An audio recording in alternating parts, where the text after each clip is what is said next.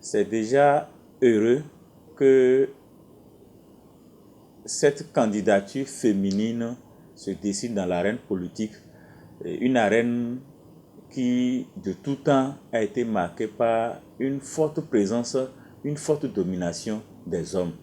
Donc c'est déjà heureux que le parti Les Démocrates, dirigé par un homme, ait renoncé à choisir le premier responsable de ce parti pour porter son choix sur la personne ou la personnalité de Mme Rekiat Madougou. C'est une prime à la promotion du genre, c'est une prime à la valorisation, à l'émancipation des femmes en République du Bénin.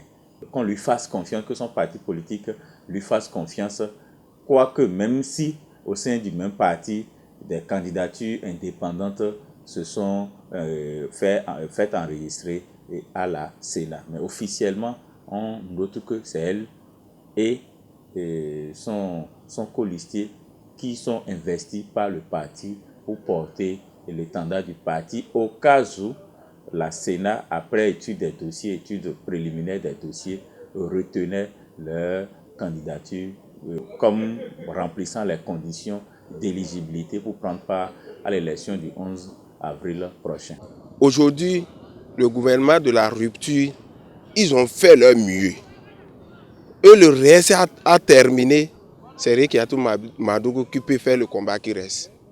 Si ce n'est que lui, je ne vois pas qui au nord peut se mettre en cette bataille. Et c'est quelqu'un qui a tellement de relations, tout le pays, le monde entier vont le soutenir. Vous savez, les femmes en politique, là, ça a été un peu difficile au Bénin. Depuis lors de 1960, il y a d'autres, ces doyennes d'âge qui ont pris par là, mais ça n'a jamais abouti. Donc c'est pour cela ce choix. Nous, d'autres partisans, on a vu que bon, c'est un peu mal. C'est une bonne idée pour les démocrates d'avoir choisi Rekiat Madougou comme candidate aux élections présidentielles 2021. C'est une femme battante. D'abord, elle a été ministre au temps de Yahi. Bon, c'est une bonne opportunité pour elle d'aller au sommet. Aujourd'hui, nous parlons de la parité. Et j'espère qu'elle-même va combattre.